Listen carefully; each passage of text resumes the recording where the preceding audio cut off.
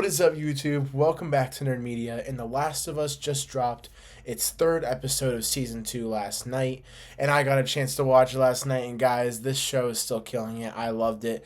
I love this show so much, and this season is really making this my favorite show of the year so far, and last night was no different. So in this video, we're going to be diving into my review for episode 3, to go into the stuff that I liked and some of the stuff that I'm theorizing about, and just a bunch of different stuff about this episode specifically. So if you guys are new to the channel, hi, I'm Nerd Media.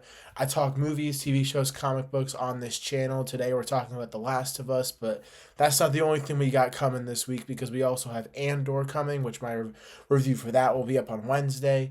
And then we also have Thunderbolts this week, which I am so stoked for, and there's going to be a bunch of videos coming for that near the end of this week. So if you guys are new to the channel and you enjoy that kind of stuff, subscribe, like the video, turn on notifications, and let's dive right into the review. Yeah, guys, this episode was no different to the rest of the series that we've been getting so far. It was great, and it was such a fun and not really fun for the characters, but it was such an emotional, fun, and deeper episode that I thought it was going to go, in terms of the aftermath of Joel's death and how people were handling that and how the town is really fixing up, because we got a 3-month time jump, and I honestly didn't really expect a big time jump, but I'm not gonna lie, I don't mind it, because I think it really progresses the story in many ways, because it has been 3 months since Joel died, and we are still recovering from the big attack on Jackson. And I love how we get to see that, and we see that they're in a new location for their town meetings and everything, because that building was destroyed. And I really like seeing that it's a new environment, but it's still in the same place, and I just really, really enjoy that. And I really like how Ellie was basically lying to everybody this whole episode. We all know that she's lying to Gail when she says that the last time she saw Joel was at the big New Year's party, because we know something probably happened in between those two moments. A lot of people already know that moment from the game. I don't, but I know that it's a moment that happens, so it's something that I think we all know is a lie, and she's lying in her speech to the council when she wants to go after Abby's group and get revenge.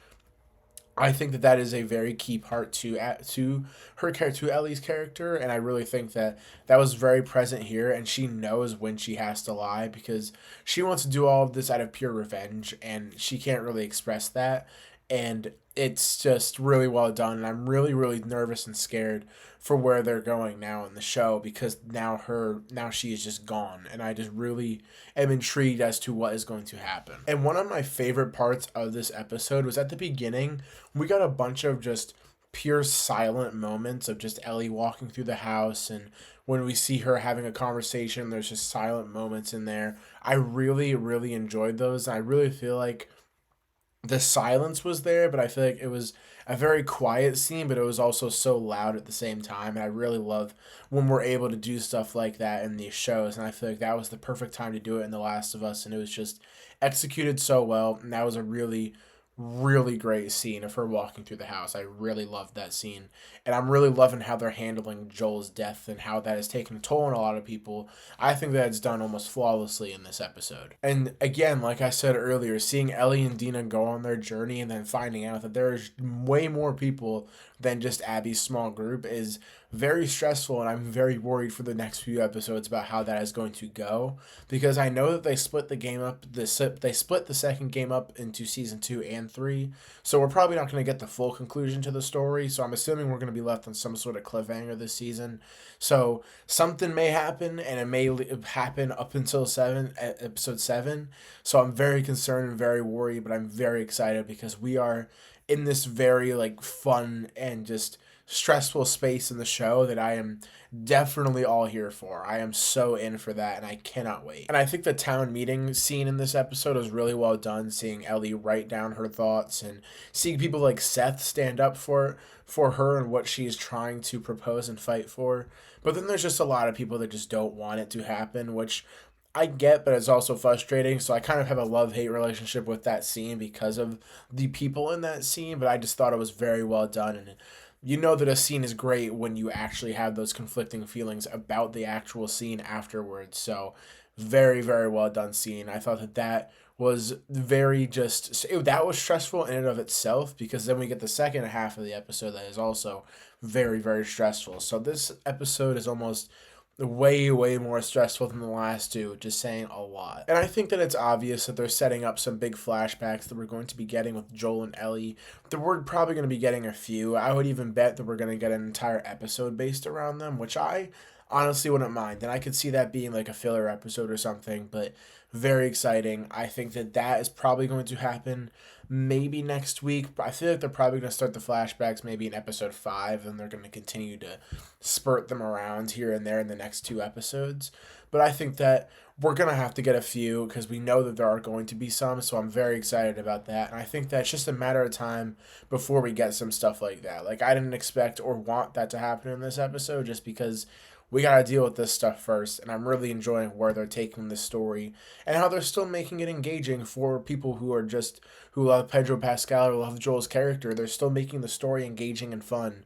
And they're doing it in an incredible way. Now, I want to talk about probably one of the craziest and most disturbing and not fun to watch scenes of this overall show, which is the scene where we see Ellie and Dina just going through the forest and they find that group of people that we saw at like the beginning middle of the episode walking around. It's like a big group of people. I don't know who they are, and they had like the kid with them and the hammers and stuff, and they were communicating through whistling, and we see all of them are dead, and we get to see the dead child and everything. I thought that was just crazy, and I was like, all right, they definitely took a big step with that, and it's not something new that a lot of people have really not seen before, but it's definitely something I didn't expect them to do in this episode.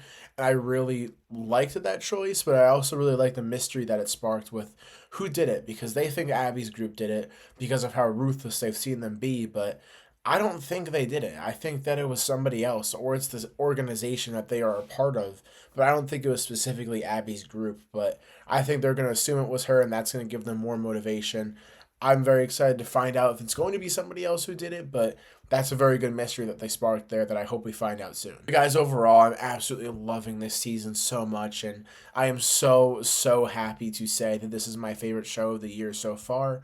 I feel like my top 3 right now are probably going to be The Last of Us, Invincible, and Andor for my top 3 series of the year, because we got a few more coming out this year that I'm going to be watching, but there's not like a ton of like big game changer ones that I'm like dead set on that I think are going to be better than this, because this is like this is the kind of television where I would pay to see this in the theater. Like, HBO is just so great with their production and how they make their TV shows, because they make them and they literally look, feel, and sound like they could just be a movie, and I really love that. And that is not the only reason why I love this show so much, but it is definitely one of them, and I will pay money to see this season in a theater if they ever do that for some reason, but I would love if they did that. But guys, I want to hear your thoughts about The Last of Us Season 2, Episode 3. What did you think? Do you think it was a step down? Do you think it was a step up? Do you think that it was just the same? Personally, I think that the steps keep going up and up and up after each episode, but